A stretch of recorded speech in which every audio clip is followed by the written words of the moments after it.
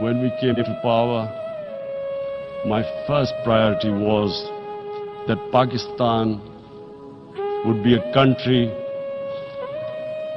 which will try its best to bring peace. India keeps accusing us that there are these groups there. I would like the United Nations to send observers. No Pakistani government would have dared to do this because it would have created strife. Prime Minister Modi told me that, there were terrorist attacks from Pakistan. I said, we have problems with you. There are terrorist attacks which we know are instigated by India in Balochistan. We caught a spy, Kulbhushan Yadav, who admitted what the sabotage going on in Karachi and Balochistan. So we said, look, let's leave that behind. Let's move forward. Our main priority should be our people. Rather than sending us any proofs, they sent their jets in, they bombed us. We retaliated.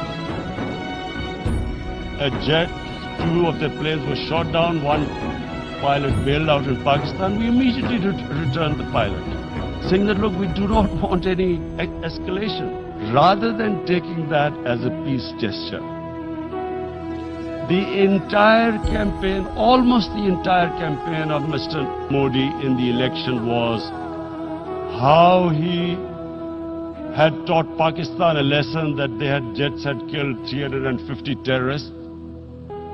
Complete lie, they had just killed about 10 trees of ours.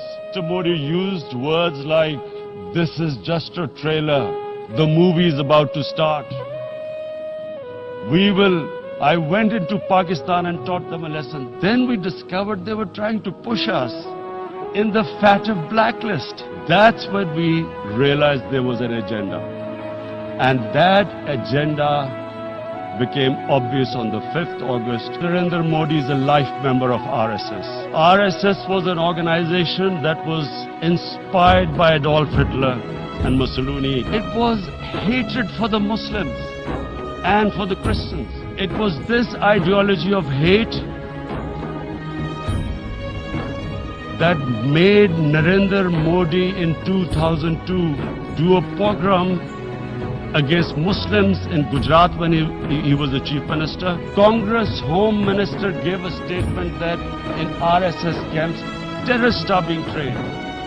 And these terrorists butchered 2,000 Muslims and 150,000 Muslims were made homeless. Narendra Modi could not travel to the US because of that. India went against 11 United Nations Security Council resolutions. They went against Simla Accord, actually went against the Indian Constitution. Illegally, they revoked Article 370, which gave Kashmir the special status. What sort of a mindset would lay siege to 8 million people with 900,000 troops? Women, children, sick people, locked in as animals. Cruel things like what Narendra Modi has done. Does he think that people of Kashmir will quietly accept the status quo? Mr. President, 100,000 Kashmiris have died in the past 30 years because they were denied the right given by the United Nations, the right for self-determination. What is going to happen when the curfew is lifted will be a bloodbath. The people will come out. There are 900,000 troops there. They haven't come to, as Narendra Modi says, he's done this for prosperity of Kashmir. This is supposed to be for the development. These 900,000 troops, what are they going to do? They will be out in the streets. And what will the soldiers do? They will shoot them. They've already used pellet guns, blinded young boys. So Kashmiris will be further radicalized. Mr. President, there will be another Pulwama. And guess what? India will blame us. One of their defense ministers said there are 500 terrorists lined up on the border to go in. Why would Pakistan send 500 terrorists when there are 900,000 troops? What impact are they going to make? What will they do? And why would? Don't we know that the moment there is some terrorist attack, all that will happen is there will be further cruelty and oppression of the people of Kashmir. This is one of the most critical times. There will be a reaction to this. Pakistan will be blamed. Two nuclear-armed countries will come face to face like we came in February. And before we head in that direction, the United Nations has a responsibility. This is why the United Nations came into being in 1945. You were supposed to stop this happening. What is the world community going to do? Is it going to appease a market of 1.2 billion, or is it going to stand up for justice and humanity? If a conventional war starts and anything could happen, and my belief is La ilaha illallah, there is no God but one, and we will fight. And when a nuclear-armed country fights to the end, it will have consequences far beyond the borders. It's not a threat. It's a fair worry that where are we headed? And I've come here to tell the UN, you've got to. This is a test for the United Nations. You are the one who guaranteed the people of Kashmir the right of self-determination.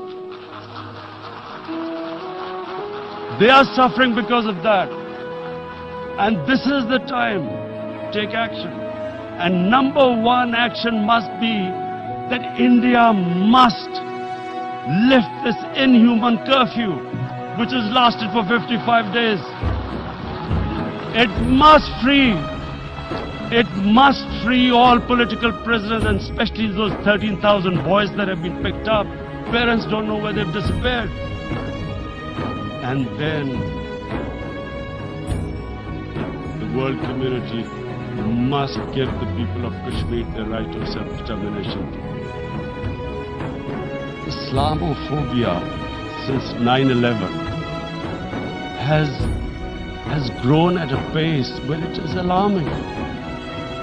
Human communities live together. There should be understanding amongst them. But Islamophobia is creating a division. Muslim women wearing hijab, it's become an issue. Hijab is some sort of a weapon. A woman can take off her clothes in countries, but she can't put on more clothes. How is this happening? Because of Islamophobia. And how did this Islamophobia start? After 9/11. And why did it start? Because certain Western leaders equated terrorism with Islam. There is only one Islam, and that is the Islam we follow of Prophet Muhammad sallallahu alaihi wasallam. Radical Islam, Islamic terrorism. What message did they send to people in the West? And why is there Islamophobia? Terrorism has nothing to do with any religion. This Islamic terrorism, Islamic radicalism, and sadly used by leaders, this has been the main reason for this Islamophobia. And it has caused pain amongst Muslims, European countries. It is marginalizing Muslim communities. And we all know that marginalization leads to radicalization. We must address this issue. I'm sad to say that we Muslim leaders have not addressed this issue either. But unfortunately, the Muslim leadership was so scared of being called radical Islam that all of them became moderate. We in the Muslim world did not explain to the West that there is no such thing as radical Islam. After 9/11, Islam was supposed to be equated with terrorism, with suicide attacks. So this bizarre thing happened. No one explained. Suicide attacks and Islam were equated. No one did research that before 9/11, the majority of suicide attacks in the world were by Tamil tigers, who were Hindus. No one blamed Hinduism, and quite rightly. Muslim leadership let the Muslims down. We should have explained to them what our Prophet, peace be upon him, means to us. Prophet's life was living the Quran. He was an example of what the Quran guided us to be. So, he is the ideal we all try to get to. The Prophet created the state of Medina. First time a welfare state was set up. The state took responsibility of the weak, widows, orphans, poor people, handicapped. It taxed the rich, spent the money on the poor.